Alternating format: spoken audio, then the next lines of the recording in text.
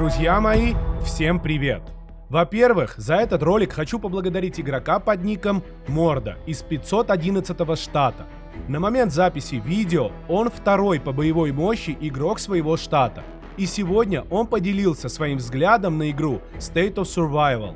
Всем давно знакомо вечное противостояние Free-to-Play против доната.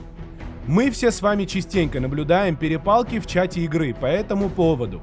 Чаще всего агрессорами в спорах выступают игроки с относительно небольшой боевой мощью, которые пострадали от действия донаторов и хотят после драки помахать кулаками хотя бы в чате. Я лично не хочу ни оправдывать, ни защищать какую-либо из сторон. Война – нормальный игровой процесс State of Survival. Я хочу предложить вам взглянуть на игровой процесс с точки зрения сильного рейдера, или как их называют с точки зрения донаторов, а также поразмышлять о том, с какими сложностями в игре они сталкиваются. Давайте начнем с основного.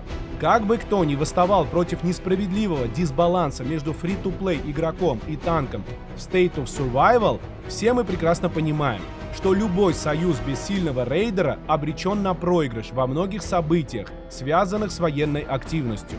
Рейдеры в игре не более, но и не менее ценный актив, нежели другие игроки. И у рейдеров есть свои маленькие потребности. Первое – это ресурсы. Одним из пунктов для звания рейдер является большое количество войск, необходимое для игры, как косвенно для войн и защиты Союза, так и напрямую для максимально эффективной игры в рейде на резервуар. Количество ресурсов для тренировки войск и лечения сильно превышает возможности добычи ресурсов на плитках сбора. По сути, для рейдера нападение на чужие поселения с целью грабежа является чуть ли не обязательным атрибутом игры. Хотя нет смысла отрицать, что в большинстве случаев это сочетание приятного с полезным. Второй важный аспект игры – лечение. Всем известный факт, но все же озвучу. Помощь в лечении во время событий ничуть не менее важна, чем высокие показатели статистики рейдера или наполняемость рейда. В качестве примера опишу вам кратко процесс игры топовых игроков во время битвы штатов. Во-первых, рейдер обычно имеет наибольший лимит марша. Естественно, участвует во всех рейдах на Капитолий и не имеет возможности взять перерыв для лечения. То есть, рейдер имеет наибольшее количество раненых войск по сравнению с остальными участниками битвы. Конечно, многие танки не отправляют полный марш, когда создают свой рейд, но им тоже нужны очки в этом событии.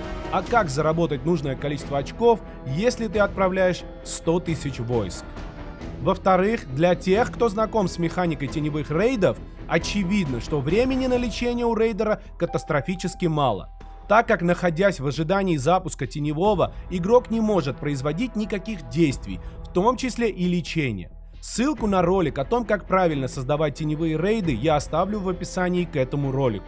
В итоге мы понимаем, что рейдер – это игрок, имеющий наибольшее количество потерь и наименьшее время на их лечение. Пожалуйста, помните про это, помогайте рейдерам выполнять их работу. Третий момент – непосредственно наполнение рейдов. Большинство союзов очень старательно относятся к планированию игровых событий и стратегии боя. Рейдеры, как и основные тактики Союза, тратят уйму времени и усилий на изучение гайдов, анализ статистики своих и чужих рейдеров, подбор правильного построения войск, планирование ведения боя и так далее. Все это позволяет освободить время в момент сражения и сконцентрироваться на сопернике и адаптации ранее разработанного плана под него. Вот только есть одно «но». Все это возможно лишь при выполнении игроками рекомендаций от тех, кто управляет процессом сражения.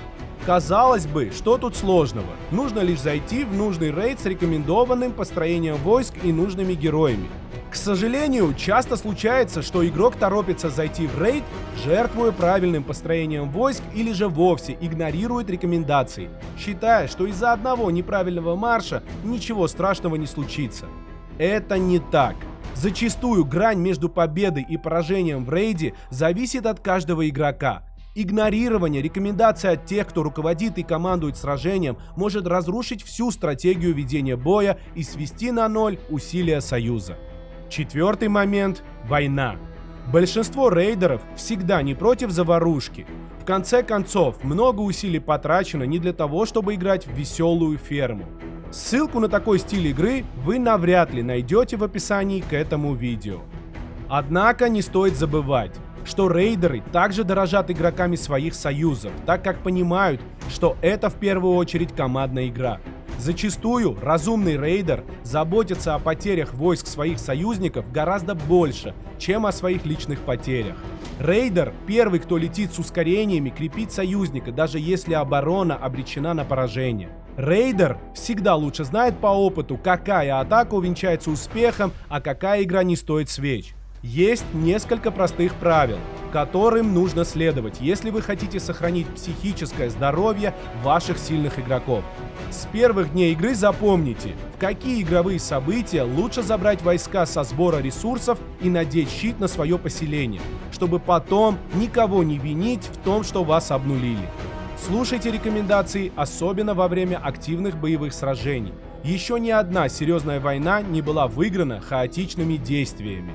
Доверяйте командирам и тем, кто разрабатывает стратегии игры вашего союза. Они стараются в ваших же интересах. В противном случае лучше найдите другой союз, в котором вам будет комфортно играть. Следующую часть этого ролика назовем «Обидеть может каждый» или «Чуть-чуть лирики от донатора». Да, в большинстве случаев рейдеры — это платежеспособные, взрослые, с устоявшейся психикой люди, которые не станут эмоционально реагировать на выпады игроков в их адрес. Однако, всякому терпению есть предел.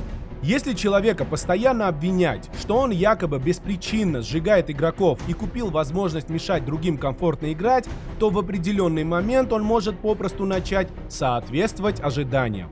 Многие топовые игроки в большинстве штатов при желании способны за считанные дни обнулить добрую половину штата, а то и процентов 80-90.